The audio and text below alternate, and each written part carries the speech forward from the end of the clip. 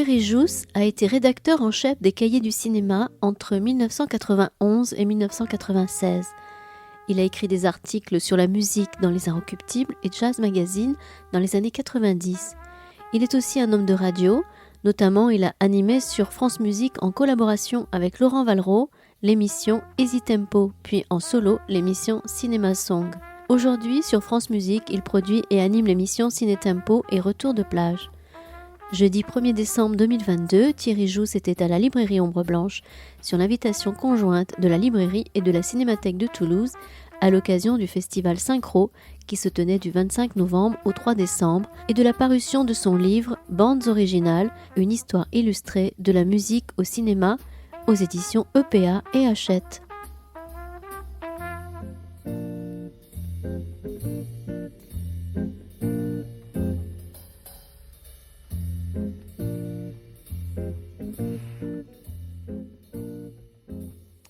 Voilà, donc Thierry Jousse nous fait le plaisir d'être avec nous ici et ce soir.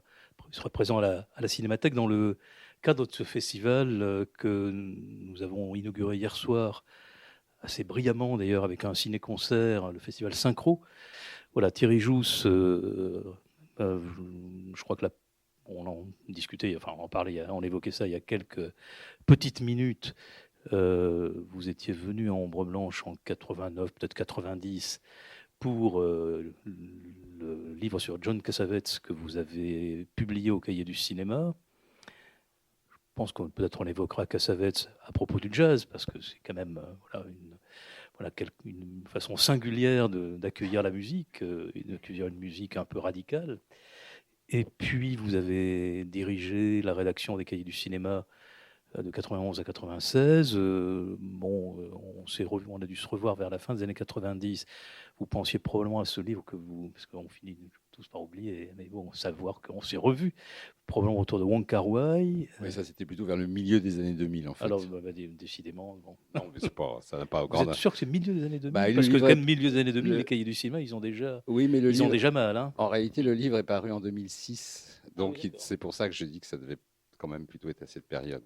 Ah, milieu des années 2000, entre 2000 et 2010. Oui, 2000. Oui, pas après, non. Voilà, donc vous avez réalisé des films, et d'ailleurs, les deux longs métrages que vous avez réalisés tournent aussi autour des questions de son, de création de son, on pourrait dire. Et puis, évidemment, on vous connaît particulièrement comme producteur à la radio, dans des radios publiques. Y en a-t-il d'autres et évidemment à France Musique, où nous sommes toujours très, très heureux le samedi, à la pause,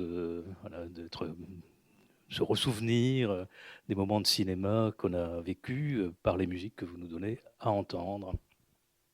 Je vais remercier vos deux éditeurs, Marest, chez qui vous entamé une trilogie, c'est ça, c'est sur A3 volumes ? En principe, oui. Oh là. Non, c'est ce qui est prévu. Non, mais je veux dire, après, ça peut être plus long parfois. Voilà, le dictionnaire Enchanté, c'est curieux, là, vous voyez. Dictionnaire Enchanté de la musique au cinéma. Enchanté, c'est parce qu'on ne pouvait pas utiliser le terme amoureux, puisqu'il il est déposé, je crois, par Plomb. Donc, voilà. Donc, c'est Marès, d'ailleurs, qui a trouvé l'astuce pour... voilà. Mais ça rappelle Jacques Demy, donc oui, c'est vrai. Même s'il n'est pas physiquement présent, si on peut dire, dans le livre, puisque j'ai privilégié plutôt Michel Legrand, donc dans le deuxième volume. Enfin, malgré tout, voilà, ça évoque quand même un peu cet univers-là. C'est mieux que le manège enchanté de nos enfances. J'ai beaucoup regardé, malgré tout. Aussi. Et voilà, c'est un premier volume AF. Et puis, surtout, pardon pour le surtout, mais puisqu'on attend les... et de toute façon, les deux livres se croisent, hein, évidemment. Ces bandes originales... une histoire illustrée de la musique au cinéma. Alors, Bandes originales, c'est un livre d'histoire. Voilà, une histoire illustrée de la musique au cinéma. Et comme tous les livres d'histoire au singulier, c'est un livre pluriel. Donc un livre d'histoire au pluriel avec un S. Et comment finalement écrire une histoire aussi plurielle que celle de la musique au cinéma, essayant de rendre compte de la multiplicité de ces histoires, c'est infini, mais bon, vous avez fait des choix. Voilà, vous en rendez compte à la radio dans des épisodes, mais là, question peut-être banale, mais c'est venu comment? C'est vous, c'est eux, il fallait le papier, le livre, ça sert à faire un point? Oui, en même temps, ça fait un petit moment, étant donné que j'ai pas mal d'activités en lien avec cette histoire de la musique au cinéma, que je songeais à traduire ça par écrit, on va dire, puisqu'en fait j'ai peu écrit là-dessus, quelques articles épars, mais enfin pas beaucoup. Et il y a eu donc ce projet avec ma Reste édition qui s'est enclenché, et puis s'est télescopé une autre proposition qui est venue de l'éditrice de ce livre Bandes originales, qui s'appelle Laurence Lehoux, qui voulait faire un beau livre, ce qui est un peu un paradoxe a priori sur la musique, puisque la musique c'est assez peu visuel. Enfin, je veux dire, ne serait-ce que la tête des compositeurs ou des compositrices est assez rarement mise en évidence. Donc, bon, ça fait partie des choses qu'on peut faire dans un beau livre, mais évidemment, bon, ça va plus loin que ça. Donc, elle avait cette idée qu'elle m'a soumise. J'y ai réfléchi et j'ai tenté le coup, ce qui est toujours compliqué parce qu'en effet, bon, voilà, on est dans un cadre où il fallait quand même tenir disons les 287 pages, je crois, ou quelque chose comme ça, avec pas mal de photos. Donc, il faut trouver la manière d'écrire ça avec des oublis, des impasses. Ce que je regrette le plus, on va commencer par ce que je regrette avant de parler peut-être des choses positives. Non, ce sont des petits regrets, mais disons par exemple l'Inde. Satya Jitray, par exemple, bon, il y a un petit encadré sur Bollywood rapide, mais c'est pas très présent. Le Japon est pas très présent non plus. Je regrette un peu parce que Takemitsu, grand compositeur de musique contemporaine, mais aussi travaillant avec le Kurosawa, Oshima et d'autres. Bon, donc il y a un petit peu d'occidentalocentrisme qui est un peu la tendance. Mais bon, malgré tout, j'ai essayé quand même d'être assez... et même en France, il manque des compositeurs importants, type Georges Auric, par exemple, ou pour prendre ou Georges Paris, enfin des gens qui ont quand même un peu été des pionniers dans les années 40, 50. Voilà, bon, j'ai privilégié la figure de Maurice Jaubert, qui est le grand compositeur français des années 30, parce qu'il est mort très tôt en 40, hein, donc pendant la drôle de guerre, et qui était qui a travaillé avec, en particulier pour moi, Jean Vigo, mais enfin aussi René Clair, Duvivier, Carnet, bon, ce qui est un peu lui qui a façonné, disons, le langage de la musique au cinéma en France, qui est assez opposé, de mon point de vue, et ça j'en parle quand même au début justement, à ce qui est disons, la conception américaine, qui est la conception dominante depuis toujours. Hein.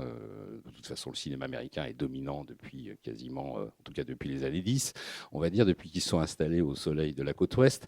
Et ça c'est la même chose pour la musique de film, c'est-à-dire que les Américains ont très vite, il y avait, comme les studios étaient organisés avec des départements scénaristes, départements décors, bon, il y avait un département musique dans chaque studio, et c'est organisé de manière un peu industrielle. Et c'est une autre conception, parce que je peux développer quelques instants ça.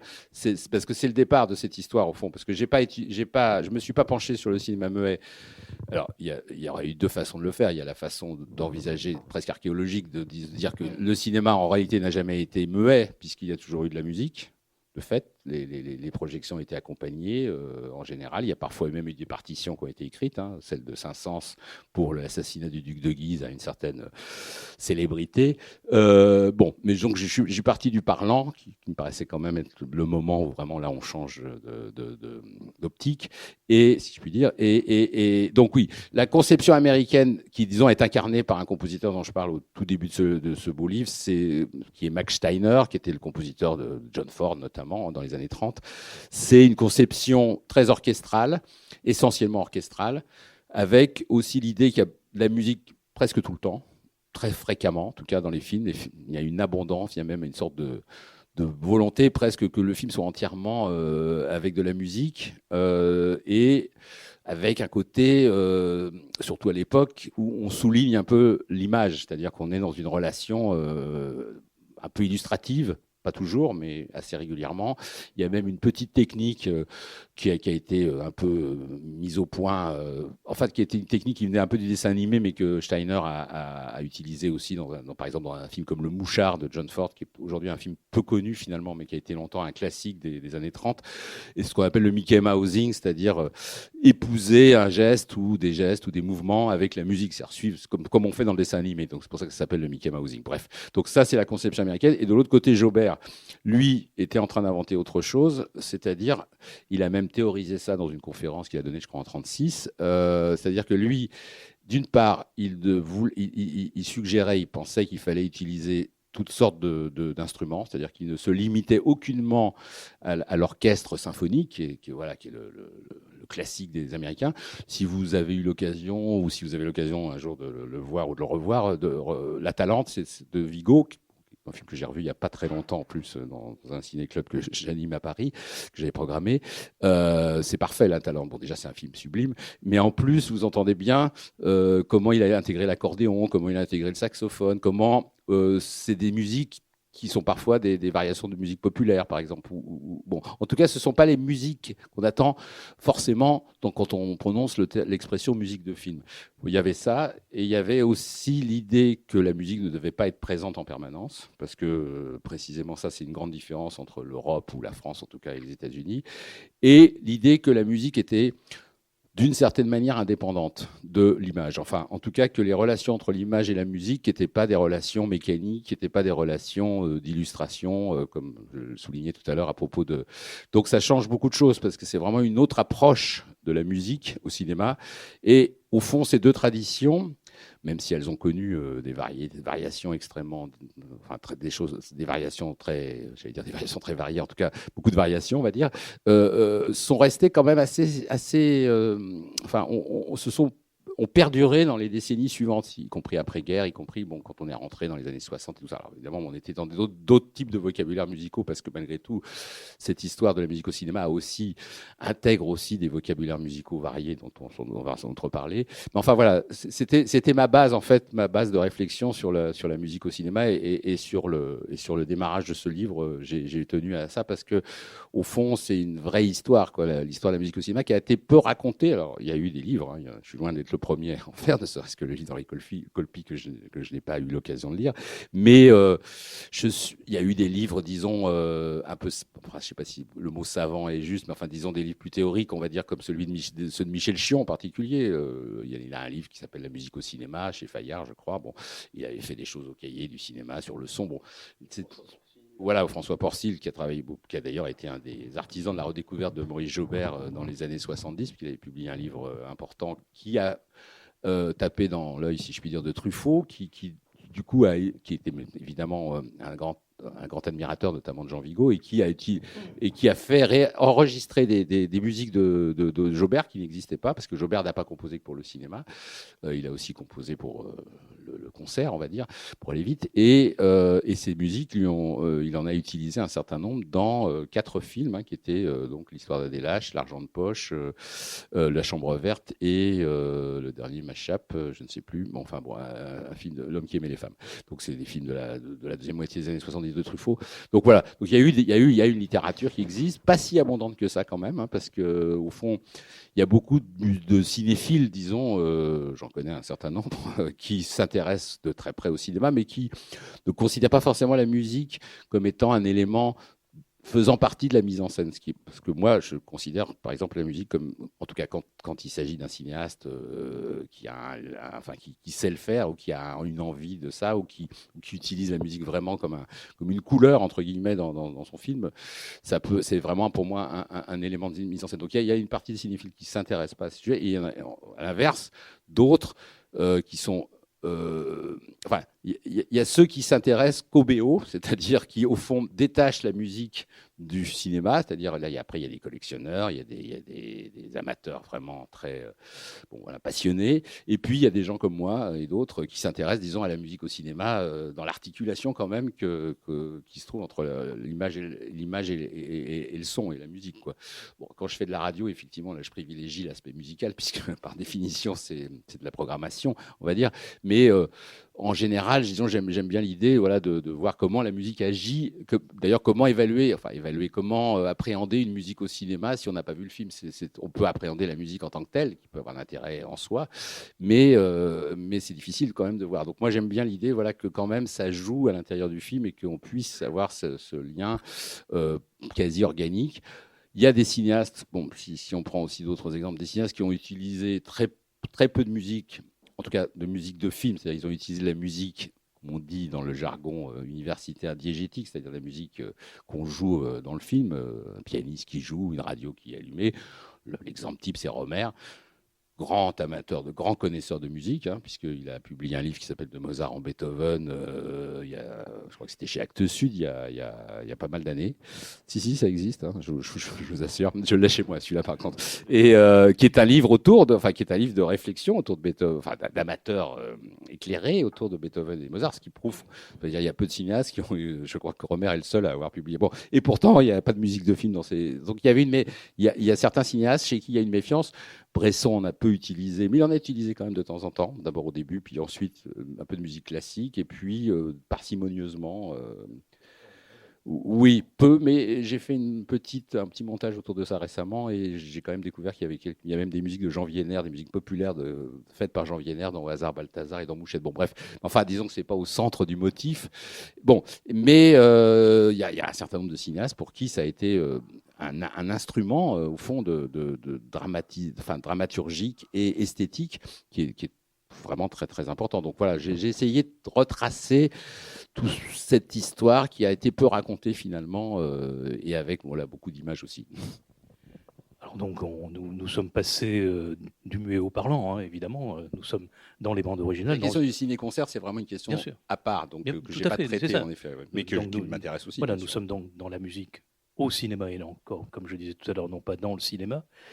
Et on va peut-être un peu commencer par le début. Vous avez déjà évoqué un certain nombre de choses dont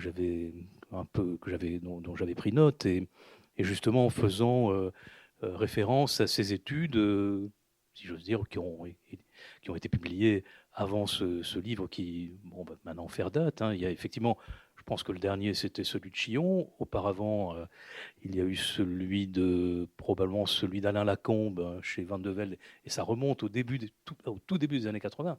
Je crois que c'est même 79 que j'ai consulté. Celui de Porcil que j'ai aussi, et puis celui de Colpi. Et alors ces trois-là. Il y a eu un catalogue, le catalogue de il y a eu le catalogue chez Actes Sud. Oui, de l'exposition musique qui avait eu lieu à Paris à la Philharmonie, qui effectivement est un livre collectif, mais auquel j'avais d'ailleurs contribué. Mais enfin, Et justement, alors ce catalogue qui est très beau, et il est, pardonnez-moi, un peu comme l'autre. On voit bien l'extrême diversité des choses. C'est la grande qualité de votre livre.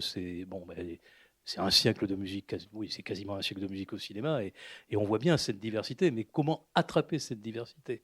Quand Colpi publie en 62, quand même 20 ans après, ou 15 ans après, quand Alain Lacombe publie chez Van de Velde, on est encore... moi, j'ai l'impression que la rupture, on y viendra peut-être après, comme elle est au début des années 80, elle est fin 70, 80. Enfin, pardon. Ça dépend ce que vous entendez par rupture, mais on pourra effectivement, on peut en parler. Il y a des ruptures, oui. Pardon, voilà.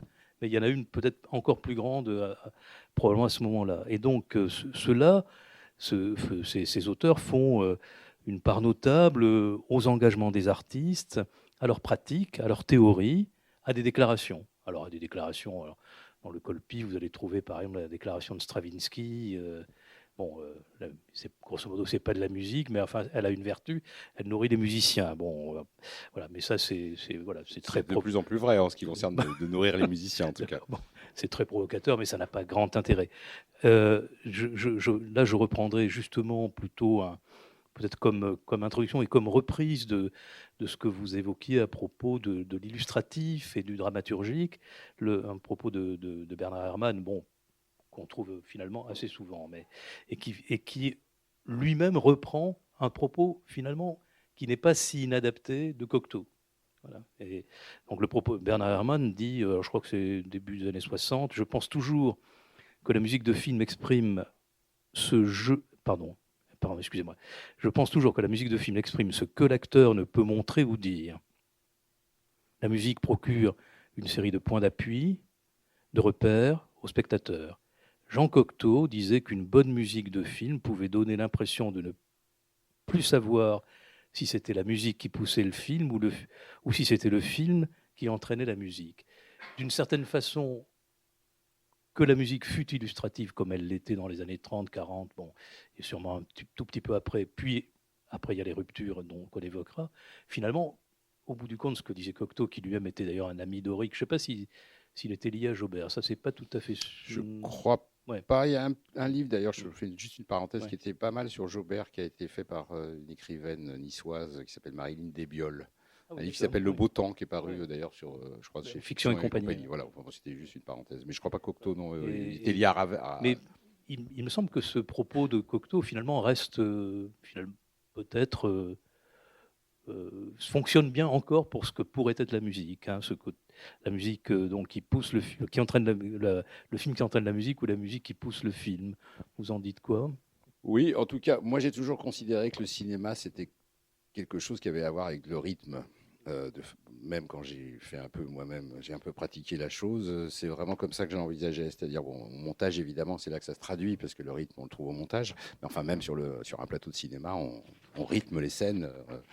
Il y a des cinéastes comme Hawks, par exemple, pour La Dame du Vendredi, ou plus récemment, qui avait un petit peu, d'ailleurs, s'est inspiré de ça, Jean-Paul Rapneau, par exemple, qui demande à leurs acteurs de parler très vite, quoi, comme une mitraillette. C'était un jour, si vous avez vu un jour ce film absolument génial et très drôle avec Cary Grant qui s'appelle donc La Dame du Vendredi, 1940, His Girl Friday, vous verrez que je l'ai revu il y a 2-3 ans, et c'est hallucinant à quel point les acteurs parlent vite. Enfin, la vitesse, on dit souvent que les films étaient plus lents à l'époque, mais enfin c'est totalement faux. Bon, donc la question, à mon avis, et Rapneau a fait la même chose pour son premier film, La Vie de Château, il avait demandé à Catherine Deneuve et à tout le monde. Bon, donc ça c'est une question, la question du rythme est centrale.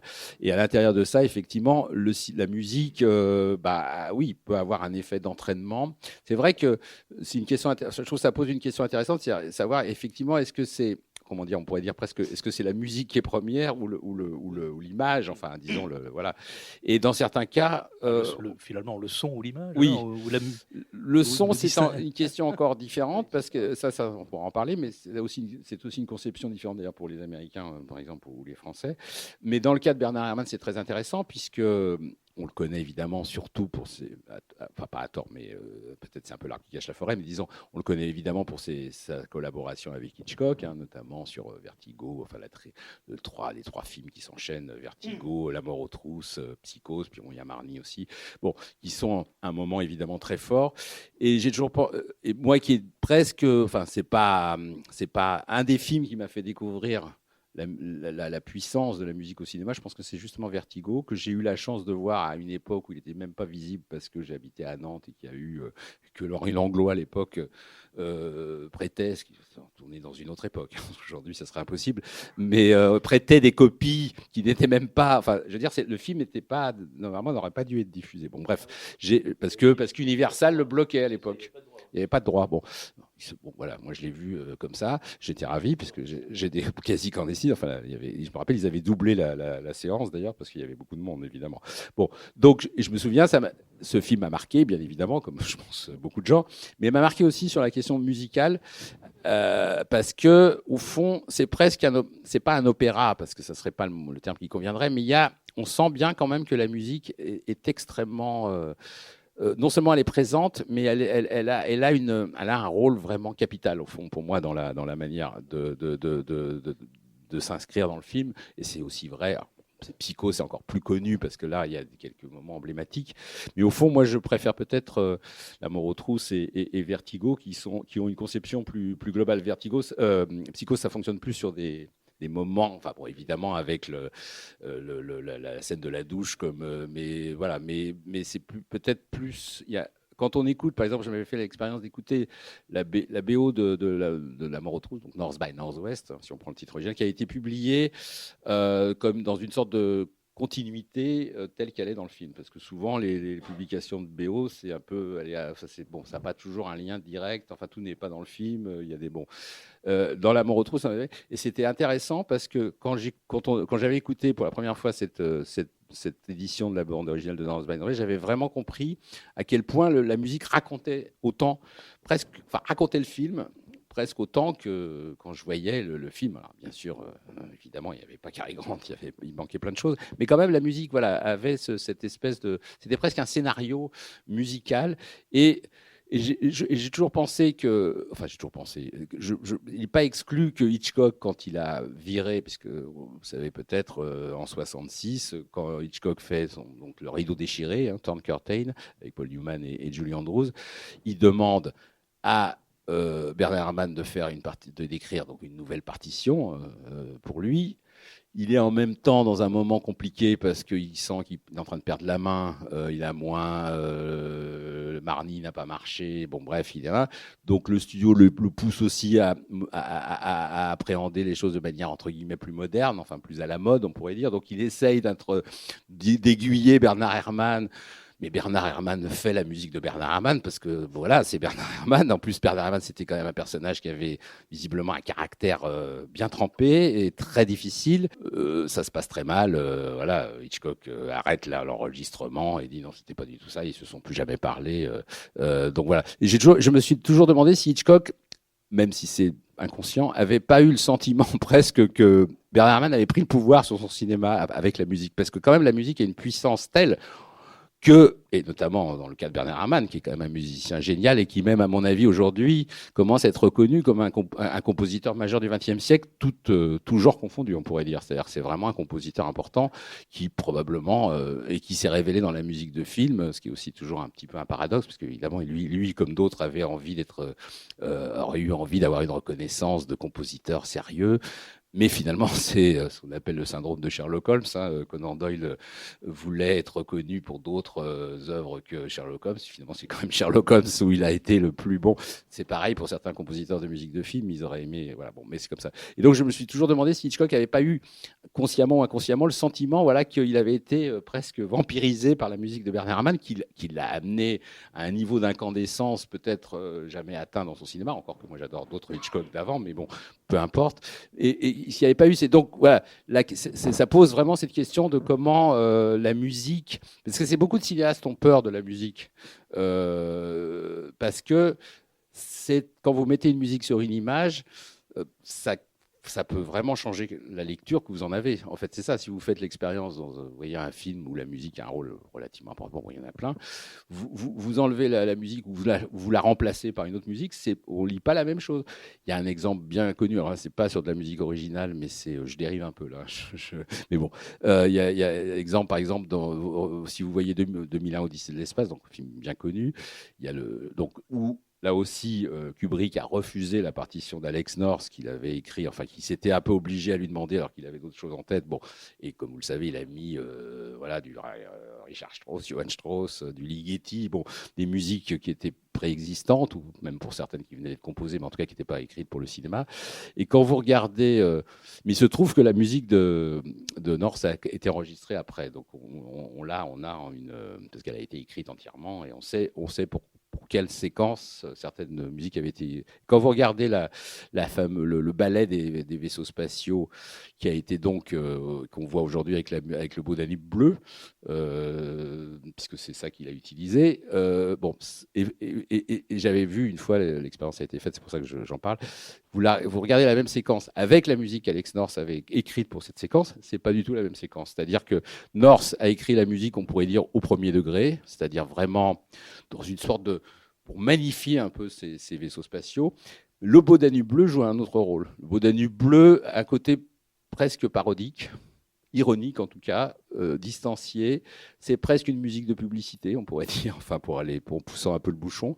Et là, on voit bien que c'est pas la même histoire qui est racontée quand vous avez des musiques, celle de Strauss ou celle de North. Donc c'est une expérience extrêmement intéressante parce qu'on comprend bien le pouvoir qu'a la musique sur l'image. C'est-à-dire que pour moi, la musique au fond a un pouvoir, a une puissance presque supérieure à l'image au fond. Et c'est ça qui est compliqué à appréhender pour les cinéastes. Et c'est ça en même temps qui les excite quand ils ont trouvé leur alter ego. La plupart du temps, c'est mieux parce que du coup, ça leur fait moins peur. Et quand ils ont envie que la musique soit un élément, un carburant, une couleur puissante dans leur film. Mais dans les entretiens, je fais juste un petit écart encore pour Herman et Hitchcock. Dans les entretiens avec Truffaut, Hitchcock rend hommage à Herman pour Vertigo ou Il parle très peu d'Herman. Hein. J'ai pas regardé en totalité, j'ai pas relu le livre en totalité récemment, mais il est arrivé de jeter un œil. À propos de ça, il en parle très peu.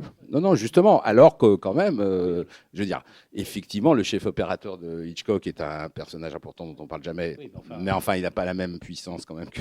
Mais quand même, bon, personne ne peut. Je pense que toute personne qui a vu ces films de Hitchcock, autant il y a plein de films où les gens sortent, ils se souviennent même pas qu'il y a de la musique. Autant chez Hitchcock, c'est inoubliable, littéralement. Oui, c'est pour ça que je parlais de l'opéra aussi. Oui, c'est ça, c'est ce que vous dites c'est ça, je veux dire, elle n'est pas illustrative, elle est opérative. Herman, et d'ailleurs, puisqu'on y restons encore un instant, c'est probablement lui, le premier compositeur américain qui a eu une conception justement qui dépassait ce dont je parlais. Ouais.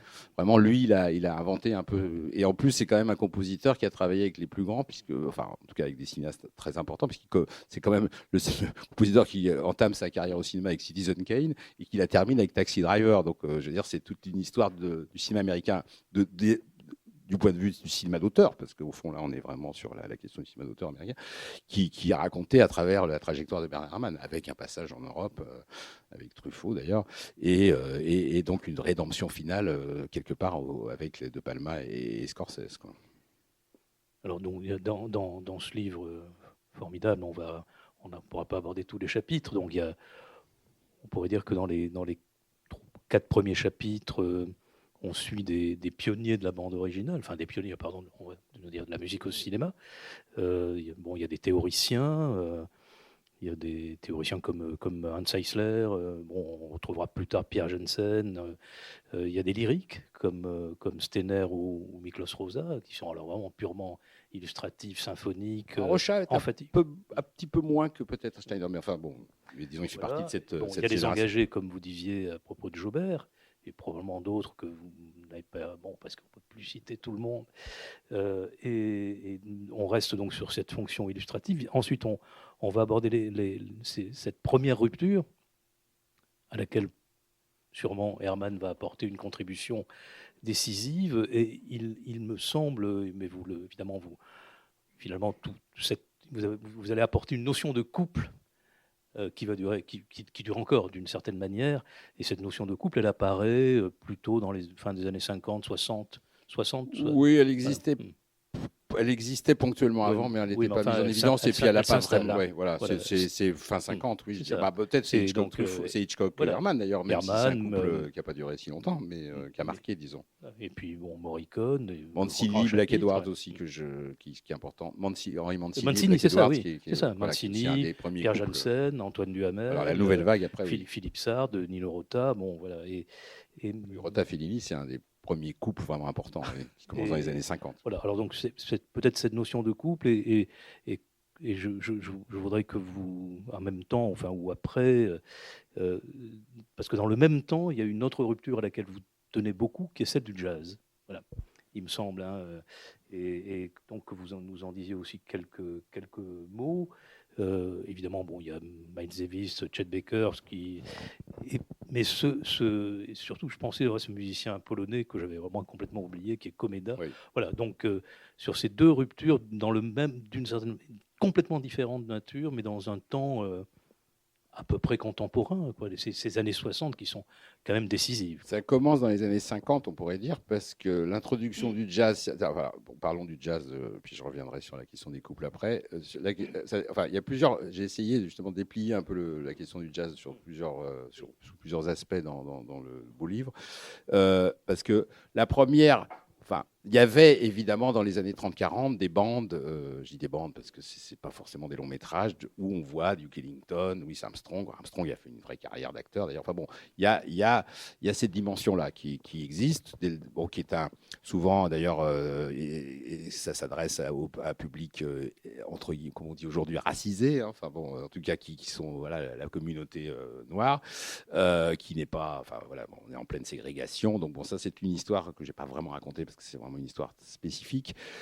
Mais dans la musique, disons, hollywoodienne, on va dire, c'est au début des années 50 qu'on commence à voir apparaître les premières traces de jazz sous la forme un peu d'une sorte de jazz symphonique qui n'est pas celui de Gershwin, mais enfin, disons, qui commence justement Alex North, la Tramway nommée Désir. Vous avez déjà un peu de la trace de jazz. Vous avez dans l'équipée sauvage avec Brando, vous avez commence à y avoir du jazz. Bon. Et ça s'amplifie avec un film qui s'appelle L'Homme au bras d'or de Preminger avec Sinatra, où là d'ailleurs le personnage est un batteur de jazz. C'est Sinatra qui l'interprète, mais il est doublé.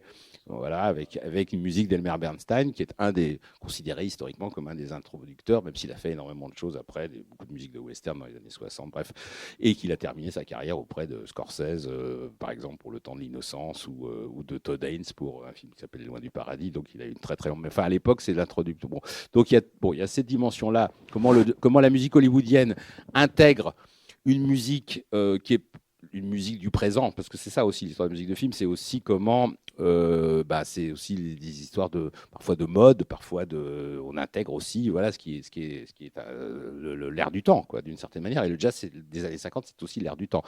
Cette histoire, évidemment, se traduit d'une manière différente. D'abord en Europe, avec Ascenseur pour l'échafaud, et pas seulement Ascenseur pour l'échafaud. Vadim utilise la musique du Modern Jazz Quartet dans son long métrage. Puis Les Liaisons dangereuses, c'est Art Blakey et Thelonious Monk. Bon, il y a tout un corpus comme ça. Godard a utilisé Martial Solal sous l'influence de Melville, hein, c'est lui qui... Bon, ça c'est un peu plus tard, mais disons, voilà, je prenais vraiment le moment français, fin 50, début 60, où se croisent des musiciens américains et des musiciens français comme Martial Solal et Barney Whelan et d'autres. Bon. Donc ça c'est une chose. Et ce moment coïncide aussi, et là on peut parler de Cassavetes un instant, avec, disons, une irruption de ce qu'on appelle la modernité. Alors bon, on peut la dater d'avant, si on considère que c'est le néo-réalisme. Enfin bon, mais c'est quand même un moment, disons, de rupture profonde, où la narration elle-même est interrogée et modifiée d'une certaine manière dans sa manière de fonctionner. Et là, la musique, il joue un rôle important. Et c'est vrai que Cassavetes, qui fait son premier film donc en 57-58, Shadows, il demande... il voulait Miles Davis. Enfin, il avait pensé à Miles Davis et finalement, il se dit que Miles Davis... Enfin, c'est l'histoire qui est racontée. Je ne sais pas si elle est totalement authentique, mais je crois quand même il l'a dit. C'est-à-dire qu'il ne prend pas Miles Davis parce que Miles Davis avait signé pour CBS, donc Columbia, une major compagnie, et donc il considère qu'il a un peu trahi l'esprit d'indépendance que lui veut incarner au cinéma. Bon. Donc il prend Mingus, qui lui est un rebelle, hein, qui est vraiment une figure qui s'est fait virer par Duke Ellington de l'orchestre alors qu'il était un excellent contrebassiste parce qu'il s'est battu avec un des musiciens. Enfin bon, c'est aussi un personnage pas vraiment engagé dans le sens Black Power, mais enfin qui incarne quand même une rébellion new-yorkaise, enfin qui incarne une authenticité. Bon, donc il fait ce film et là il y a un rapport qui se fait très organique entre la musique. Bon, donc le jazz joue ce rôle-là et après il y a une troisième occurrence du jazz qui elle est beaucoup plus large et qui est moins pure, qui est celle, disons, des compositeurs de cette génération-là, qui arrivent dans les années 60, c'est-à-dire Legrand, c'est-à-dire Mancini, c'est-à-dire Lalo Schifrin. Alors, oui, j'ai pas Quincy Jones, bien sûr, qui sont des gens qui viennent du jazz et qui vont pas évidemment faire que du jazz dans ces musiques de films de cette période. Enfin, disons qu'ils vont quand même largement utiliser une base de jazz pour aller au-delà et qui va d'ailleurs se traduire après par des choses qui vont être même plus funk dans les années 70. D'ailleurs, dans l'histoire de la modernité, effectivement, j'ai oublié de citer justement Christophe Komeda, le compositeur dont vous parliez, qui lui était un saxophoniste polonais. Pianiste ou saxophoniste, je ne sais plus s'il est pianiste ou saxophoniste. Voilà, qui a commencé sa carrière avec Polanski et Skolimowski, mais qui malheureusement est mort très très tôt, puisqu'il est mort en 69, noyé, apparemment suite à une nuit d'ivresse, après avoir suivi Polanski à Hollywood pour Rosemary's Baby. Bon, malheureusement, ça s'est mal terminé, encore une fois, et il y a eu...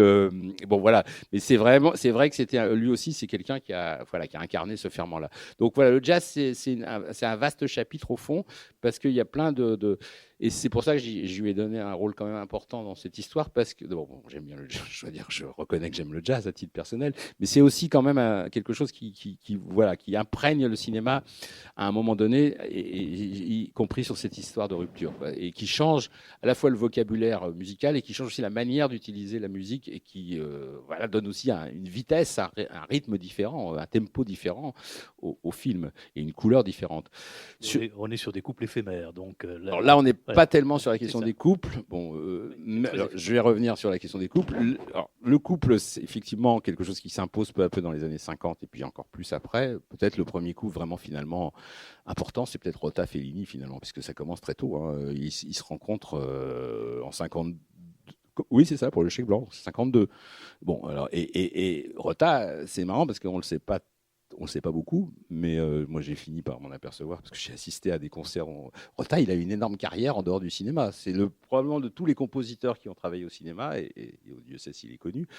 Il a tout un pan de sa carrière. Il a écrit 10 opéras, de la musique de chambre, des symphonies. Enfin, c'est vraiment assez incroyable, et qui sont pas tout à fait semblable à ce qu'on connaît de lui chez Fellini, qui est vraiment une couleur très très particulière. Donc c'est intéressant parce qu'il y a un chef d'orchestre d'ailleurs italien qui s'appelle Giuseppe Grazioli, que j'avais rencontré il y a quelques années et que j'avais vu diriger il a adapté le Chapeau de paille d'Italie, par exemple, de La Biche en opéra. Donc j'avais vu cette représentation de Chapeau de paille d'Italie de La Biche, enfin de Nino Rota en l'occurrence, qui était d'ailleurs, je trouve, vraiment une réussite. Donc Giuseppe Grazioli, ce chef d'orchestre, a entrepris une intégrale Rota, je ne sais pas s'il ira jusqu'au bout, en mélangeant justement les musiques hors cinéma de Rota et les musiques, en faisant pas la séparation entre les deux. Parce que c'est intéressant aussi parce que dans le cas de Rota, ça a un sens, y compris de faire se frotter des choses qui paraissent peut-être différentes, mais qui peuvent aussi parfois se ressembler. Bon, bref, donc je pense que c'est peut-être le premier grand couple. Hitchcock, Herman, on a déjà parlé, effectivement, aux États-Unis, ça marque aussi quelque chose de très important. Et puis, effectivement, c'est à partir des années 60 que ça se déploie. Pour moi, le couple central de la période, c'est effectivement, aux États-Unis en tout cas, c'est Mancini, Black Edwards, parce qu'il y a quelques moments clés, Diamant sur canapé, The Party, Le jour du vin et des roses, qui est un film peu connu, mais où il y a un thème très central, enfin très célèbre. Et c'est finalement une tradition qui continue largement, puisque vous regardez dans le cinéma contemporain, Cronenberg travaille avec Howard Shore depuis quasiment ses débuts, enfin depuis la fin des années 70. Almodovar, qui s'est cherché pendant un temps, qui a travaillé avec un premier compositeur, puis après il a fait des petits pas de côté avec Ryuichi Sakamoto, avec Morricone. Bon, il a utilisé évidemment aussi plein d'autres musiques préexistantes. Il rencontre Alberto Iglesias, je crois que c'est sur La Fleur de mon secret en 96, et là, maintenant, ça, voilà, il a trouvé son alter ego, et ça change quelque chose pour lui, c'est très important, parce qu'il se plaignait un peu justement il s'est plaint de Morricone, alors que quand même, bon. Donc, Morricone, et en fait, ce qu'on s'aperçoit, c'est que les compositeurs qui ont beaucoup travaillé, comme Morricone par exemple, puisqu'on parle de lui, lui, il a formé plein de couples différents. C'est-à-dire que le couple célèbre, c'est Léon Morricone, qui est presque là aussi l'emblème de ce cinéma des années 60. Mais au fond, il a fait 15 films avec Mauro Bolognini, plusieurs films avec Pasolini, 5 ou 6 films avec Bertolucci. Il y en a d'autres. Donc c'est aussi plusieurs couples. Sard, qu'on identifie essentiellement à Claude Sautet, à juste titre, parce qu'il a évidemment, à partir des choses de la vie, il a fait tout fait. Bon, il a fait avec des cinéastes qui peuvent avoir moins d'intérêt, Granier de fer ou autre.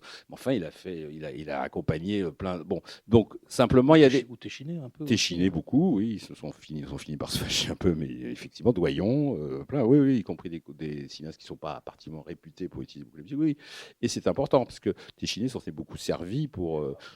Donner, voilà, Barocco, qui est une des meilleures, pour moi, une des plus belles partitions de Sartre, qui s'en est beaucoup servi pour colorer. Alors là, il y a une influence presque un peu Bernard Herrmann d'ailleurs, mais il a disons, le moteur romanesque dans son cinéma passe beaucoup par la musique de Sard. Sard est vraiment un relais très très important. Donc oui, je pense que c'est pour un cinéaste, enfin je reviens à mon propos initial, c'est-à-dire pour un cinéaste, rencontrer un alter ego musical, c'est à la fois très excitant artistiquement, on sent que quelque chose se passe, mais c'est aussi très rassurant parce que c'est pas que le compositeur va forcément produire ce que le réalisateur a en tête, mais disons que d'une certaine manière, il y a un effet de télépathie presque qui se produit quand ils se connaissent bien. Ça pourrait être, évidemment, il y a le côté vieux couple qui peut devenir pénible, où on peut se dire, bon, c'est la routine, mais quand même, c'est la dimension, oui, presque un peu médiumnique du rapport qu'il y a qui peut se créer entre un metteur en scène et un compositeur. Et ça peut devenir vraiment quelque chose d'extrêmement fondamental pour le cinéaste qui en est, le réceptacle, on pourrait dire, quoi. Et puis pour les compositeurs, en dehors de l'aspect on va dire économique qui fait qu'ils sont à peu près sûrs de travailler, même si parfois il y a des couples qui se brisent, hein. Il y en a eu un certain nombre, mais c'est quand même c'est rassurant de se dire qu'on va. Et d'ailleurs, par exemple, Alberto Iglesias, qui est un drôle de compositeur. Qui est un peu sauvage, comme ça, qui pourrait travailler à Hollywood, qui a travaillé un peu, qui a fait 2 ou 3 films comme ça. Il travaille presque que pour Almodovar. Je ne sais pas exactement pour quelle raison, parce qu'il n'a peut-être pas envie de s'adapter. Il s'adapte peut-être pas à la méthode hollywoodienne aussi, parce que c'est quand même très contraignant d'aller travailler à Hollywood. Tout le monde n'en a pas envie. Tout le monde n'est pas Alexandre Desplat, qui lui ne rêvait que de ça, au fond.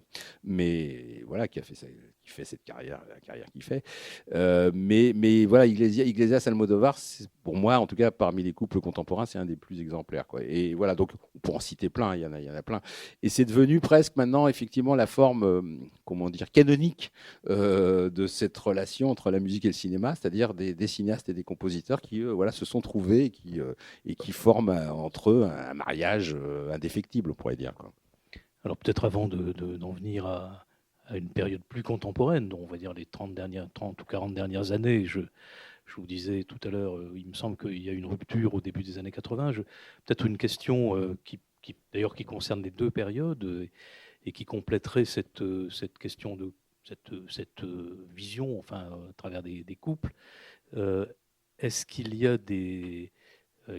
on a tout à l'heure évoqué Steiner, Jaubert, enfin voilà, donc des conception peut-être américaine, une conception plus française ou européenne.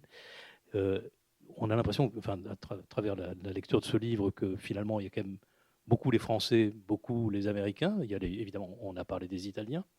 Et est-ce que ce sont des conceptions, même dans l'usage du couple cinéaste-compositeur, est-ce qu'il y a des conceptions encore qui vont être cette différence qu'on a trouvée donc dans les années 30, 40, est-ce qu'elle persiste justement dans les années 60, déjà dans cette première rupture, et aujourd'hui? Voilà. Est-ce qu'il y a une vision différente de la musique de film et de ses usages, et de cette union, entre artistes sur la fonction de l'esthétique, bon, je crois que vous avez compris la question. Oui, absolument. Dans les années 60, voire 70, le cinéma américain se rapproche du cinéma européen de façon globale. C'est-à-dire qu'au fond, l'influence centrale, c'est l'Europe, c'est la nouvelle vague, c'est le cinéma moderne. Et les fameux cinéastes du Nouvel Hollywood et d'autres vont être quand même marqués par tout ça. Et Godard et d'autres vont avoir un impact. Bergman... Antonioni, ce qu'on appelle la modernité, qui est maintenant vraiment une notion historique, au fond, dans le cinéma en tout cas, et peut-être pas que dans le cinéma d'ailleurs. Bon, donc forcément, ça agit aussi un peu sur le rapport musique-image, même si chacun... mais quand même, on va dire que les Américains n'hésitent pas avec la musique, au fond. Ils n'ont pas de pudeur, d'une certaine manière. Ils y vont franchement. C'est-à-dire que c'est intéressant d'ailleurs parce que c'est aussi une conception du son qui est différente, même du son direct. Par exemple, en France, alors après... c'est peut-être plus vrai, c'est pas vrai chez tous les cinéastes, mais c'est vrai. Vous regardez une séquence, là c'est sur le rapport au son musique, image. Souvent en France, vous avez du son direct, c'est-à-dire des bruits, voilà, il n'y a pas beaucoup de bruit. Bon, mais enfin, disons dans une rue, bruit de la voiture qui est là-bas et tel. Bon, bref. Et la musique se fond là-dedans. Bon, avec des mixages qui sont plus ou moins satisfaisants de mon point de vue, mais enfin, en tout cas, qui ne privilégient pas la musique, disons comme un élément dominant. Alors que chez les Américains, c'est l'inverse. C'est-à-dire qu'ils n'ont aucune hésitation à enlever le son dans une séquence et à privilégier la musique comme le carburant principal de la séquence ou de l'image.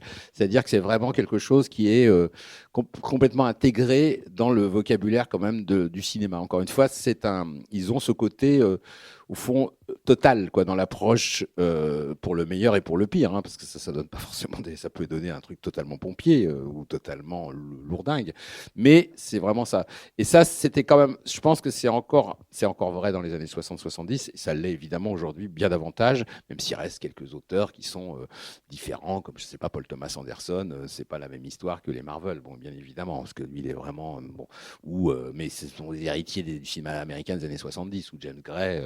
C'est des cinéastes qui sont vraiment à part, d'ailleurs, qui sont pas du tout, qui sont pas vraiment, qui ont du mal avec le Hollywood contemporain, qui sont un peu en marge. Alors, eux, peut-être, ont un rapport à la musique qui se rapproche davantage peut-être de l'Europe. Et encore, quand on regarde les films de Paul Thomas Anderson, qui est vraiment un cinéaste intéressant, notamment sur la question musicale, qu'on l'aime ou pas, parce que je sais qu'il y a des gens qui aiment beaucoup Paul Thomas Anderson et d'autres qui sont beaucoup plus rétifs. Et moi, j'ai appris à l'aimer, disons, on va dire, au fil du temps. Ça reste quand même encore un cinéaste qui travaille la musique de manière très frontale, très directe, avec des couleurs très marquées, quoi. Si on regarde le cinéma français par rapport à ça, il y a des cinéastes qui ont travaillé la musique d'une manière très, très, au fond, Godard,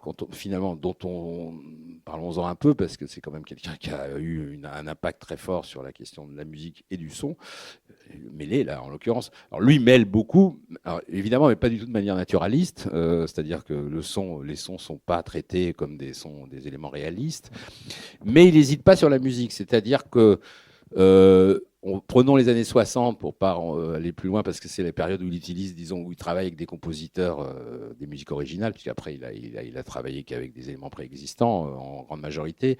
Quand vous regardez, mettons, Pierrot le Fou, pour prendre un exemple une sorte d'emblème, dans Pierrot le Fou, quand la musique est là, elle est vraiment là, quoi. C'est-à-dire qu'il y va franchement. Par contre, ce qui est évidemment le propre de Godard, c'est qu'il coupe.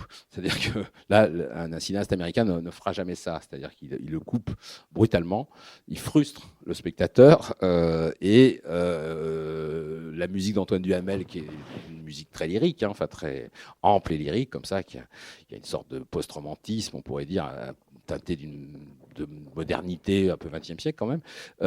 C'est une musique qui a été utilisée, voilà, à la fois comme un carburant romanesque très puissant, puis en même temps comme quelque chose voilà, qu'on brise à un certain moment avec des éléments sonores, avec des ruptures. Bon, donc c'est très particulier, mais c'est intéressant comme de voir comment la nouvelle vague, qui a été souvent considérée comme un mouvement, on pourrait dire réaliste entre guillemets, ne l'est pas tant que ça, et notamment dans son usage de la musique. Si vous prenez Chabrol, vous citiez Pierre Janssen, qui est un compositeur peu connu au fond du grand public, mais qui a joué un rôle vraiment très important dans le cinéma de Chabrol.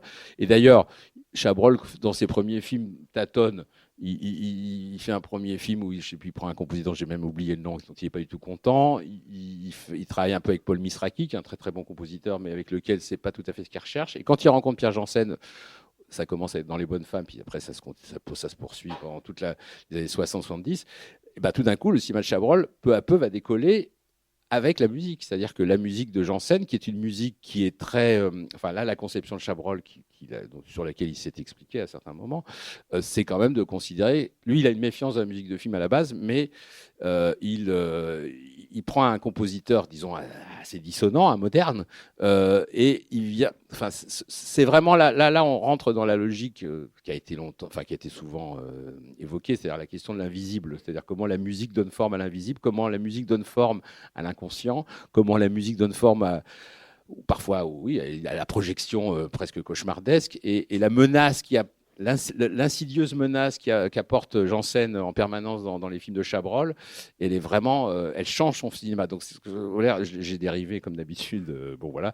Mais en tout cas, cette conception américaine et cette conception, on va dire française, aujourd'hui, elle reste encore très vraie, parce que comme on est revenu finalement un peu au tout musique dans les films, disons hollywoodiens, et ça c'est peut-être ça la rupture dont vous vouliez parler fin 70, parce que moi, il y a plusieurs ruptures fin 70-80, mais il y a aussi un retour au symphonique, c'est-à-dire avec John Williams, Star Wars et autres. John Williams, qui curieusement est un pianiste de jazz à l'origine, a fait 2-3 musiques très dissonantes, notamment pour un film de Robert Altman qui s'appelle Image, donc qui n'a rien à voir avec l'image qu'on a, et qui devient le musicien épique, romanesque, majeur, qui a été celui de Spielberg, celui de Star Wars, celui d'Harry Potter et autres. Bon, mais qui n'était pas programmé spécialement pour ça d'ailleurs. Donc là, effectivement, il y a un retour d'une certaine manière à l'origine, et en même temps, paradoxalement, c'est le moment où l'électronique commence à arriver comme un vocabulaire en soi, quoi. Donc aujourd'hui, on pourrait dire, si on regarde les films, si on prenait un film hollywoodien typique, je pense qu'on verrait qu'on est revenu. Il y a encore plus de musique que dans les années 30. Mais c'est marrant parce que je ne l'ai pas dit dans mon introduction, c'est que ces musiques omniprésentes, elles sont aussi faites pour ne pas être écoutées. Enfin, c'est un peu un paradoxe, c'est-à-dire qu'il y a des musiques qui sont là, c'est ce qu'on appelle l'underscore, c'est-à-dire des musiques qui sont là en sous-main, on pourrait dire, sont sous-jacentes. Vous les entendez pas. Vous êtes conditionné, si on peut dire, comme spectateur par cette musique, mais vous ne l'identifiez pas forcément comme un élément musical majeur. C'est-à-dire que c'est vraiment et ça a été inventé dans les années 30, et c'est omniprésent aujourd'hui, sauf qu'aujourd'hui, ça a pris une autre dimension parce que ça se mélange avec l'électronique, ça se mélange avec ce qu'on appelle le design sonore. Donc, c'est toute une conception où on est baigné, où le spectateur est baigné, on va dire, dans le son et dans la musique. C'est le son et la musique qui conduisent, au fond, la vision du film. Alors qu'effectivement, en Europe, pour aller vite, c'est pas ça. Ça n'a pas le cinéma, enfin cette conception américaine n'a pas pénétré totalement. Peut-être c'est aussi une question de moyens, j'en sais rien, mais on sent que c'est pas quelque chose qui est rentré complètement dans l'ADN, si on peut dire, du cinéma français. Il me semble que du côté notamment à partir de la nouvelle vague, que peut-être le mot qu'on pourrait attribuer à la fonction de la musique, c'est quand même d'une certaine façon celle d'un certain affranchissement. Voilà, la musique s'affranchit, et d'ailleurs quand vous citiez les ruptures chez Godard se permet de répondre à l'affranchissement de la musique en la coupant, lui, en s'affranchissant de la musique. Alors que c'est vrai qu'aujourd'hui, on n'est plus dans l'affranchissement, là, on est dans la domination, on est complètement... L'asservissement. On est dans l'asservissement, oui, c'est ça. Ouais. On est dans l'asservissement à la musique. Ouais. Il me semble que peut-être... Cela dit, ça correspond aussi à presque un truc social. C'est-à-dire qu'au fond, vous allez dans un café aujourd'hui, vous avez de la musique. Bon, je suppose qu'à Toulouse, c'est pareil qu'à Paris ou à Nantes ou je ne sais où. Oui. Donc, il est très rare d'aller dans un endroit où il n'y a pas de musique. Aujourd'hui, ici, là, on a un silence particulièrement... un silence, si on peut dire, mais en tout cas, si je ne parlais pas, il y aurait un silence. C'est assez rare. Le silence est rare quand même, sans parler des bruits de voiture. Mais même, simplement, la question de la musique, la présence de la musique dans la société, dans l'espace social, est beaucoup plus abondante et beaucoup plus importante qu'elle ne l'était il y a même 30 ou 40 ans. Moi, je n'ai pas le souvenir, mettons il y a 30 ans, les années 90, quand j'ai commencé à venir ici peut-être. Non, mais je veux dire, ça s'est accentué, et peut-être aussi que le cinéma, les séries, j'en sais rien, au fond, sont le miroir, l'amplification de ce phénomène social qui fait que la musique est partout et en même temps, on pourrait dire nulle part, quoi, d'une certaine manière. C'est peut-être aussi le phénomène du numérique qui a accentué ça, mais c'est un paradoxe, quoi, disons. Pas de musique dans le film d'Albert Serra qui est sorti il y a quelques jours. Si. Ah si. Si, justement. Dans Pacifiction, il y a tout un environnement musical, mais qui est très... Ah oui, pardon, de la boîte. Oui, voilà, pardon, qui est très présent, mais qui n'est pas... Enfin, disons qu'il n'y a pas de la musique de film au sens strict, mais qui... Non, il y a un film où c'est extrêmement intéressant pour prendre des films contemporains. C'est EO, justement, de Skolimowski. Je ne sais pas si certains d'entre vous l'ont vu. Il y a... Là, il travaille avec un compositeur avec lequel, d'ailleurs, il a déjà travaillé, qui s'appelle Paweł Mikietyn, qui est un compositeur qui vient plutôt du théâtre, qui est un compositeur polonais. Et là, les bouffées musicales qui arrivent comme ça, comme des, je sais pas comment les décrire, mais enfin, c'est comme des éruptions. Ouais, voilà, c'est ça. C'est très étonnant parce que là, c'est vraiment des gestes de mise en scène. Là, on le sent bien. C'est-à-dire que voilà, on voit bien la différence entre un cinéaste qui, au fond, utilise la musique parce qu'il faut mettre de la musique.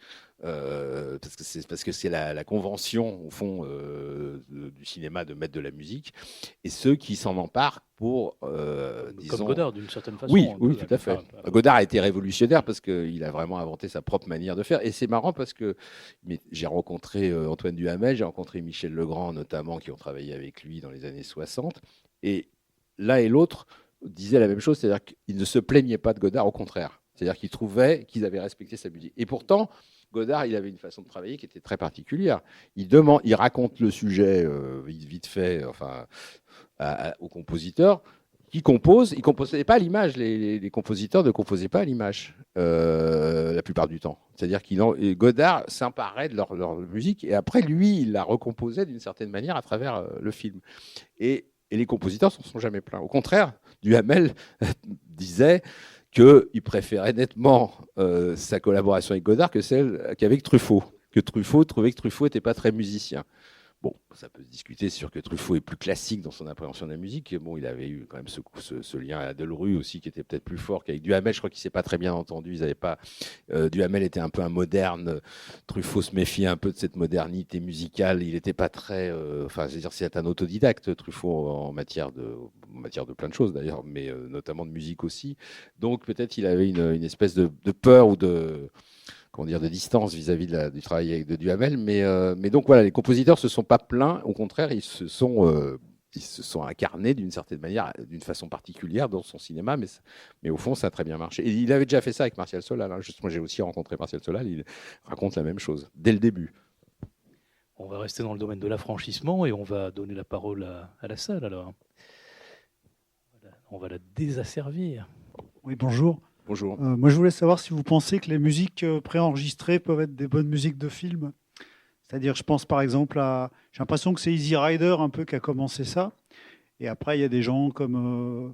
moi, je pense à Wong Kar-wai ou Tarantino qui ont fait des choses où la musique est devenue emblématique du film, quoi.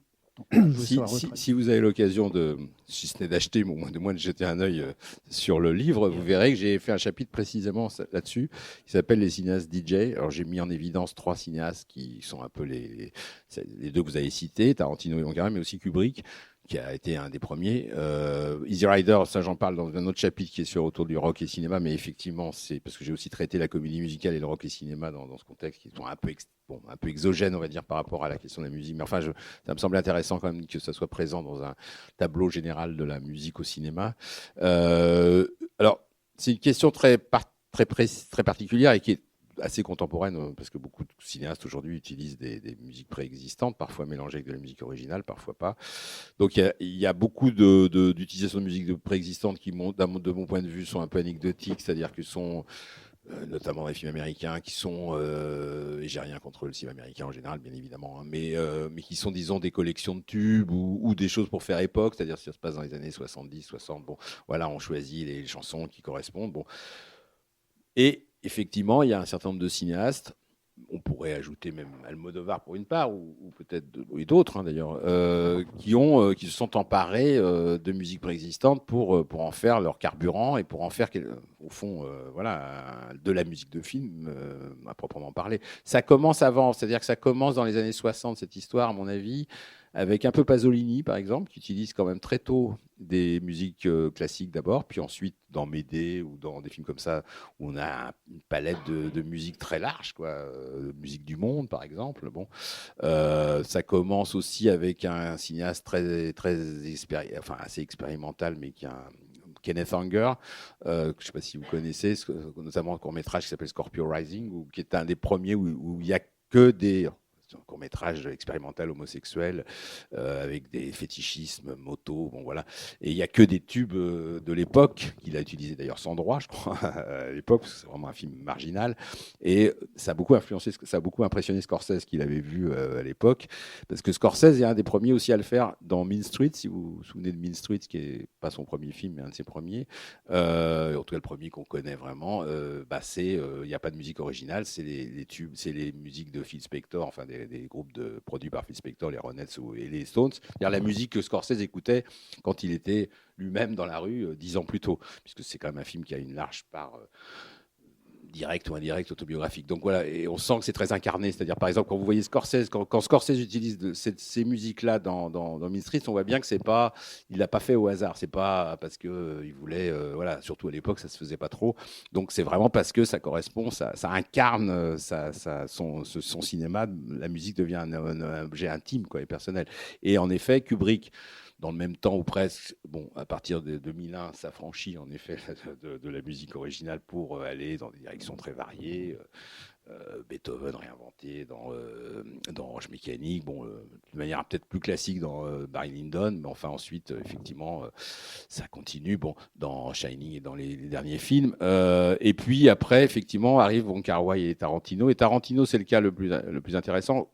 Moi, je suis pas je fais pas partie des grands adeptes de Tarantino, même si c'est un cinéaste qui m'intéresse et ça dépend des films. Et mais bon, indéniablement, il a marqué son temps de toute façon. Et sur la question de la musique, c'est très intéressant parce qu'en effet, lui, il est parti vraiment de l'idée qu'il n'avait pas utilisé de musique originale. C'est-à-dire que d'emblée, dans Reservoir Dogs, puis dans les films qui ont suivi, il y a aucune musique originale. C'est que et c'est vraiment des morceaux qu'il choisit lui. C'est-à-dire que c'est pas ce qu'on appelle un superviseur musical. Souvent, c'est des superviseurs musicaux qui choisissent les morceaux ou qui suggèrent un certain nombre de morceaux, surtout aux États-Unis. Et donc, lui, il en fait un objet personnel. Même la BO devient un objet à part en soi qui est vendu en parallèle au film et qui se vend très bien. Et puis, il intègre d'ailleurs peu à peu des citations de musique de film, qui ne sont pas dans les 2-3 premiers films, mais peu à peu à partir de Kill Bill, puis Django Unchained et les derniers. Donc il y a de la musique, il y a des musiques de Morricone, des musiques italiennes, parce qu'il est très fan de musique italienne des années 60-70. C'est vrai qu'il y a une génération hallucinante de grands compositeurs à cette période qu'on connaît moins bien que Morricone, mais qui sont des grands compositeurs. Et il se retrouve confronté à Morricone directement pour Les 8 Salopards, qui n'est pas son meilleur film, enfin c'est une autre question. Et là, il demande à Morricone d'écrire une musique originale. Il avait déjà écrit un petit morceau original pour une chanson, je crois, pour Django Unchained. Mais enfin, disons, dans Les 8 Salopards, ça devient la musique originale pour la première et unique fois. Peut-être ce sera la seule, parce que maintenant Morricone n'est plus là et Tarantino fera plus beaucoup de films visiblement, d'après ce qu'il dit. Et au fond, ça marche moins bien. C'est-à-dire que moi, je trouve que dans Les 8 Salopards, c'est beaucoup moins intéressant, quoi qu'on pense de Tarantino par ailleurs, encore une fois, que dans je ne sais pas, Boulevard de la Mort ou dans Kill Bill, où là, il y a des effets de surprise presque, ou des effets de décalage. Il réutilise une petite musique de Bernard Herrmann, sifflée dans Kill Bill, qui vient d'un film qui s'appelait Twisted Nerve de la fin des années 60. Ça apporte tout d'un coup une touche très, très, très singulière, presque à la fois d'humour et d'angoisse, on pourrait dire. Plein d'autres musiques. Donc finalement, dans son après, enfin, quand il se heurte à la musique originale, il est presque un peu plus empêtré, quoi. Il n'a plus la liberté qu'il s'est donnée en utilisant ces musiques qui sont là aussi. On peut vraiment lui faire ce compliment entre guillemets, c'est-à-dire que la façon dont il utilise la musique, moi, c'est presque ce que je préfère chez lui. C'est vraiment, c'est très personnel. Enfin, à la fois c'est très efficace, d'une certaine manière très américain dans l'idée qu'on y va plein pot, mais c'est aussi quelque chose de très personnel, de très incarné, de très. Ça fait partie, c'est un peu comme pour ça que je parlais de Scorsese aussi avant sur l'histoire de Mean Street, ça fait aussi partie de son vocabulaire personnel, intime. Et moi, comme je ne suis pas représentant officiel de la SACEM ou d'un corporatisme quelconque, même si je connais bien sûr un certain nombre de compositeurs, on a rencontré un certain nombre français, parfois américains, mais plus français bien sûr, ou compositrices ou autres. Évidemment, il y a par exemple Alain Resnais était, en tout cas pendant longtemps, absolument hostile à l'idée d'utiliser de la musique préexistante. C'est-à-dire que lui, il considérait que c'était absolument pas, le cinéma n'était pas fait pour ça. Par exemple, il était extrêmement critique sur l'utilisation de l'adagio de la 5e symphonie de Mahler dans Mort à Venise et pourtant de Visconti. Et pourtant, Alain Resnais, que j'ai eu l'occasion de rencontrer un certain nombre de fois dans les années 90 notamment, était un homme affable qui disait quand même pas beaucoup de mal des gens, qui n'était pas un méchant, on va dire, qui était vraiment un homme charmant, extrêmement élégant, très poli, bref. Mais c'est vrai que sur cette histoire de musique, parce que c'était vraiment un grand amateur de musique, c'est aussi quelqu'un qui a eu un impact important dans les années 60 à mon goût, mais qui est moins connu sur la manière d'appréhender la musique au cinéma et de changer aussi un peu les usages. Lui, il était très hostile. Bon, je crois qu'aujourd'hui, on n'en trouvera pas un seul qui sera vraiment hostile à ça, parce que c'est devenu la mixité de la musique originale et de la musique préexistante est devenue presque la norme, on pourrait dire. Dans la plupart des films, c'est comme ça. C'est-à-dire qu'il y a plus, enfin, il y a encore des films où il n'y a que de la musique originale ou l'inverse, mais c'est quand même devenu un peu le tout venant, on pourrait dire, du cinéma. Voilà. Mais moi, je privilégie effectivement ceux qui ont eu Wong Kar-wai lui mélange aussi un peu toutes sortes. C'est-à-dire que j'ai dit cinéaste DJ, je les appelle cinéaste DJ parce que oui, il y a un art de la programmation, on pourrait dire, à l'intérieur du film, mais c'est pas un art gratuit, c'est un art qui sert aussi la narration, les choix de mise en scène. Enfin, ça fait partie des choix de mise en scène, quoi.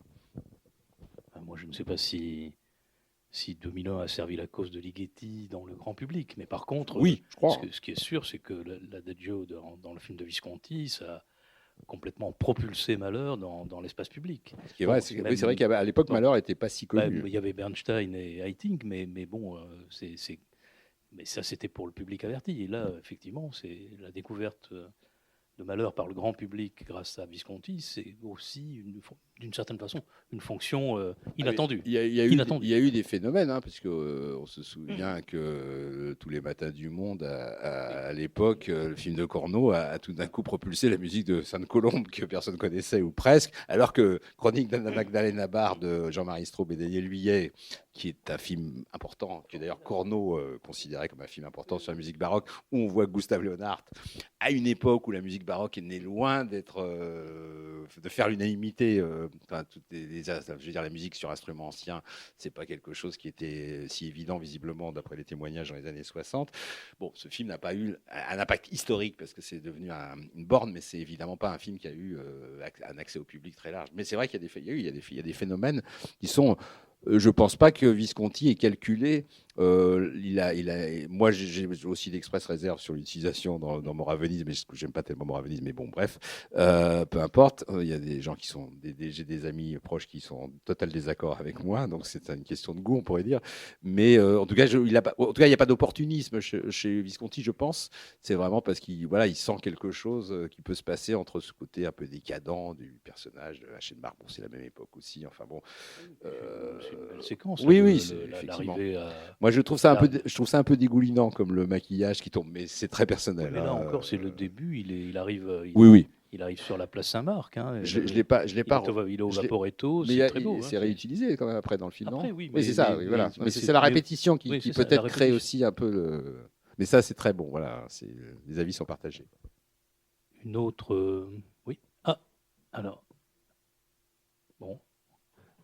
Peut-être on peut faire les deux questions, comme ça. Non, parce que du coup, vous parliez donc de l'utilisation de ces musiques préenregistrées, mais est-ce que, il y a peut-être le public ne connaît pas cette méthode qui est quand même assez répandue. Je ne sais pas d'ailleurs si vous l'abordez dans bandes originales. C'est une méthode qui est très, très, très répandue au sein de l'industrie cinématographique. Lorsqu'on monte un film, énormément de réalisateurs, en fait, travaillent déjà, s'aident pour donner une orientation à leur séquence, pour voir si une séquence fonctionne, d'utiliser des musiques préexistantes. C'est quelque chose. Donc, à la rigueur, les exemples que vous avez cités, je cite ça de mémoire, je crois même que les musiques de Kubrick pour 2001, je crois c'était à la base des musiques qui étaient là pour aider le montage de la séquence, mais qui ne devaient normalement pas. Alors, j'ai un doute. Je peux juste répondre 2 secondes sur cette question. Les avis sont sans doute partagés parce que l'histoire se fait de façon parfois un peu contradictoire. Moi, ce que j'ai lu sur Kubrick, c'est qu'en réalité, il avait en tête l'idée de mettre des musiques qui n'étaient pas de la musique originale sur 2001. Il l'avait déjà en tête, mais le studio, lui, pensait qu'il fallait qu'il redemande à Alex North parce que ça les rassurait. Les studios, les producteurs en général, par quelques exceptions, ils ont plutôt besoin d'être rassurés la plupart du temps. Je veux dire, Kubrick n'était pas forcément rassurant, surtout à cette époque. Il s'engage comme dans un projet monumental. On ne peut pas savoir ce que 2001 va donner. On ne peut pas savoir que ça allait être un film qui allait être ultra influent et qui allait être. Donc je crois qu'il s'est forcé à demander à Alex North, avec qui il avait déjà travaillé sur Spartacus, de demander d'écrire une partition originale. Il a écrit tout, North, il a écrit la totalité pour se faire refuser la chose. Et je crois quand même, d'après ce que je comprends, en tout cas c'est ce que moi je raconte un peu dans le livre, qu'il avait son idée en tête et qu'au fond il s'est juste conformé en apparence, parce qu'il faut des fois faire un peu le gros dos avant d'apposer sa propre conception. Et Kubrick à l'époque n'était pas le Kubrick de 20 ans plus tard. C'est pas l'immense star d'une certaine manière, le cinéaste ultime qu'il était devenu, quoi qu'on en pense encore une fois. Et et finalement à la fin il a fait ce qu'il avait envie de faire, c'est-à-dire il s'est rajouté Ligeti dans l'affaire, effectivement, qui je pense n'était pas. Enfin, il pensait aussi, mais c'est vraiment des musiques qui ont été composées très peu de temps avant, je crois. Elles n'ont pas été composées pour le film, mais elles sont très contemporaines. Et je crois quand même que elles ont. Enfin, peut pas dire que le grand public ça pas des tubes de Ligeti comme l'Adagio de la Symphonie de Malheur. Enfin, ça a quand même contribué à faire connaître Ligeti et la musique de Ligeti malgré tout à un public un peu plus large que celui de la musique contemporaine pure et dure, qui était malgré tout à l'époque peut-être même plus important qu'il ne l'est aujourd'hui. Enfin, en tout cas, il y avait une ferveur probablement plus importante sur la musique contemporaine à cette période-là. Alors, il y a des compositeurs qui dirigent leur musique, d'autres pas, mais il y a des compositeurs qui arrangent leur musique. Ça, c'est toute une histoire. En fait, dans ce livre, en tout cas dans Bandes originales, je rentre pas forcément dans... Enfin, ponctuellement, si, parce que sur tel et tel objet, tel cinéaste, déjà, la place qui était impartie faisait qu'il fallait que je me discipline. Et là, ce que je ne fais pas ce soir du point de vue oral, c'est-à-dire que je fais long, mais là, je vais faire plutôt plus synthétique. Mais disons que je ne suis pas rentré dans les méthodologies, par exemple, vraiment de travail. Ce dont vous parlez, là, les musiques préexistantes entre guillemets sur le montage. Alors ça, ce qui se passe aujourd'hui visiblement, d'après les conversations que j'ai pu avoir avec aussi bien des monteurs, des réalisateurs ou des autrices ou des compositeurs ou compositrices, c'est que ils utilisent ce qu'on appelle les theme tracks, c'est-à-dire des musiques temporaires qui sont souvent des musiques de film en réalité. C'est-à-dire parfois même des musiques du même compositeur. Par exemple, Desplat m'a raconté qu'ils ont sur un film où il y avait déjà des musiques de Desplat, mais bon, c'est un peu emmerdant pour le compositeur. La plupart des compositeurs se plaignent de ça, c'est-à-dire qu'ils disent soit c'est du classique. Alors là, ça devient un peu écrasant ou un peu compliqué parce qu'on va faire un pastiche ou un truc moins bien. Bon, soit c'est des musiques d'autres compositeurs de musique de film, genre on est en France, vous mettez du John Williams tout d'un coup, bon, c'est un peu écrasant, ça c'est pas adapté. Ou alors c'est effectivement des musiques du même compositeur, ce qui n'est pas non plus pratique. Donc la plupart des compositeurs détestent ça. Et en même temps, c'est devenu la norme. En effet, tous les montages aujourd'hui de musique de film, quasiment, j'imagine, enfin, je ne suis pas dans les salles de montage, mais je crois que c'est comme ça que ça fonctionne, sont faits à partir de musique temporaire, dont certaines parfois sont gardées jusqu'au bout. Il y a même des phénomènes assez marrants qui ont été racontés, c'est-à-dire que maintenant aussi, ce qui se passe, par exemple, du temps d'Herman ou de Morricone, ces compositeurs ne faisaient pas de maquette. Ils jouaient le thème au compo-réalisateur, vite fait, enfin pas vite fait, ils le jouaient. Et puis on se retrouve à l'enregistrement de la musique. D'où les malentendus d'ailleurs, parfois, avec Hitchcock, parce que peut-être qu'aujourd'hui, ça serait différent.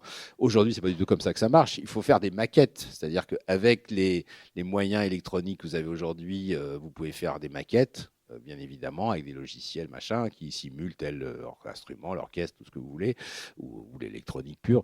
Et ces maquettes vont être ensuite traduites dans le vrai langage. Mais parfois, les réalisateurs qui... et ça je l'ai expérimenté moi-même en ayant fait un petit peu des films aussi, on s'habitue, on commence à s'habituer, on commence à trouver que la maquette elle est pas mal finalement sur l'image, et parfois on préfère la maquette, il y a des réalisateurs qui préfèrent la maquette au rendu final, donc parfois il est arrivé que les maquettes restent à la place du rendu de la musique finale parce qu'on trouvait que c'était mieux. Bon, voilà, il y a tout un tas de phénomènes, parfois sans doute des musiques temporaires doivent aussi rester parce que finalement elles deviennent... Alors, après il y a aussi la question de l'argent, parce que ça coûte quand même de l'argent tout ça, ce qu'on appelle les achats de droits, c'est-à-dire des achats de droits musicaux, c'est pas gratuit. Hein. La plupart c'est-à-dire ça peut coûter très cher, même si vous utilisez, je sais pas, un morceau des Beatles, ça va coûter très très cher. Bon, ou d'autres, ou des Beach Boys, ou j'en sais rien pour prendre la musique. Mais même si vous utilisez une musique de film célèbre, je sais rien, la musique du mépris de Georges Delerue, qui a été d'ailleurs réutilisée par Scorsese dans Casino, dans une séquence, bon, ça va coûter quand même un peu, tu vois, ça va pas être gratuit, bon, bref. Donc toutes ces relations entre la musique et l'image ont changé aussi. Et ça, j'en parle pas vraiment j'en parle un peu vers la fin, mais j'en parle pas en détail parce qu'il faudrait faire un autre livre vraiment sur les méthodologies. C'est-à-dire comment ça marche, quoi. Ça serait plus un livre plus technique ou plus qui rentrerait plus dans les fabrications.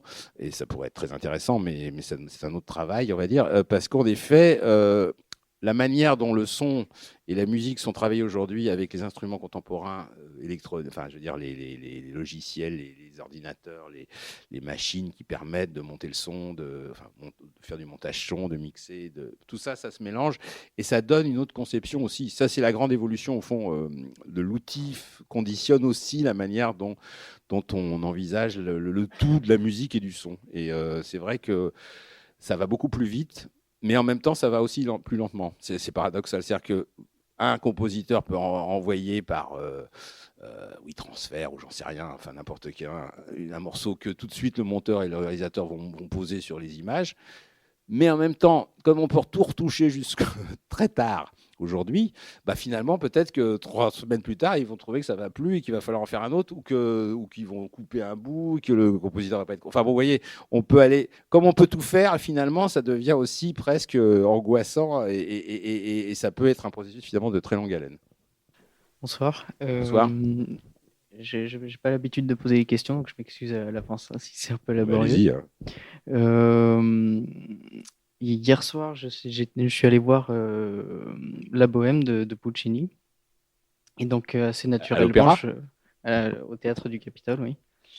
C'était super. Et donc, assez naturellement, je me suis posé la question suivante.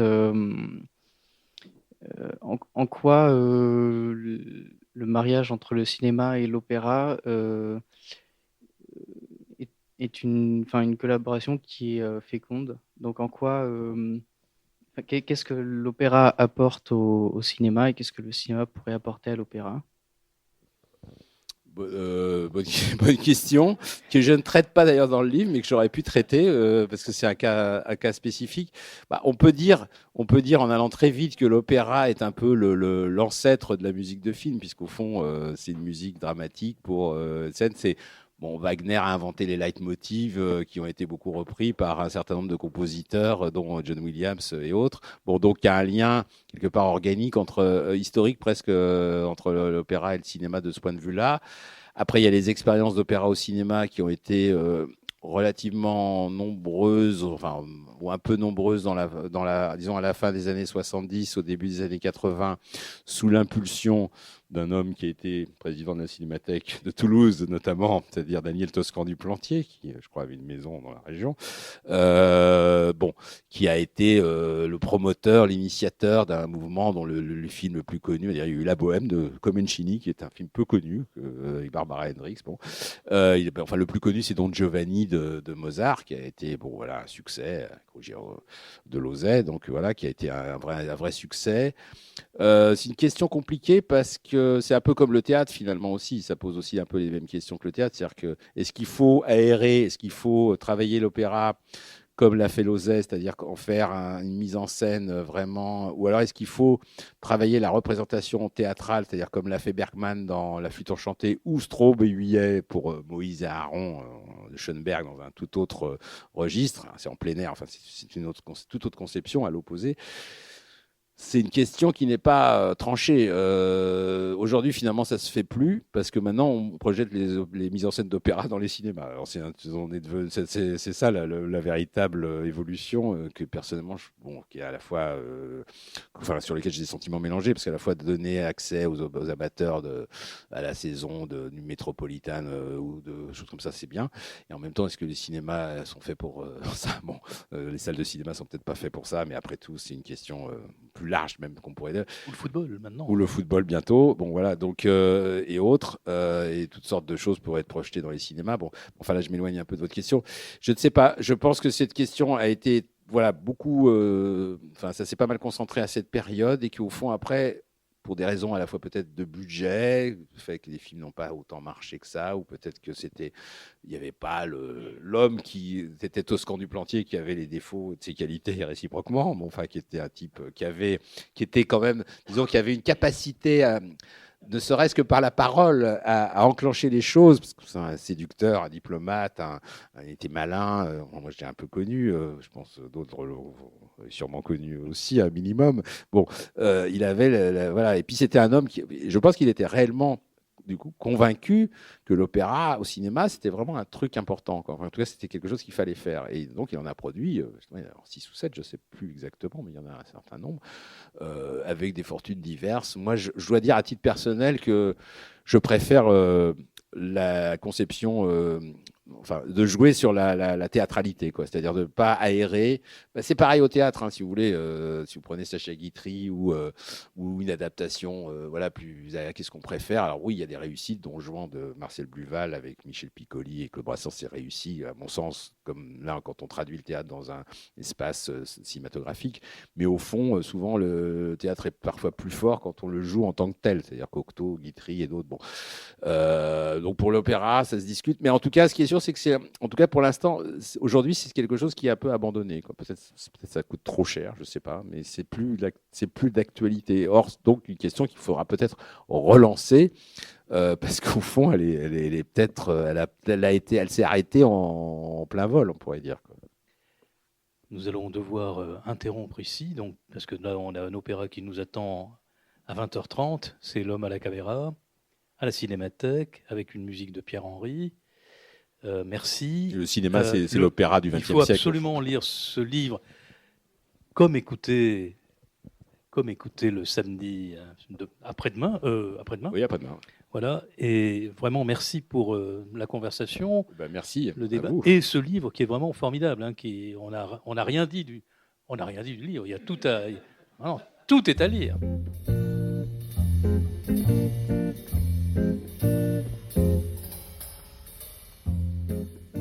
La rencontre que vous venez d'écouter a été enregistrée le 1er décembre 2022 à la librairie Ombre Blanche à Toulouse, en présence de Thierry Jousse, auteur du livre récemment paru chez EPA et Hachette, intitulé Bandes originales. Rencontre organisée en lien avec la Cinémathèque de Toulouse. Réalisation et mise en onde, Radio Radio.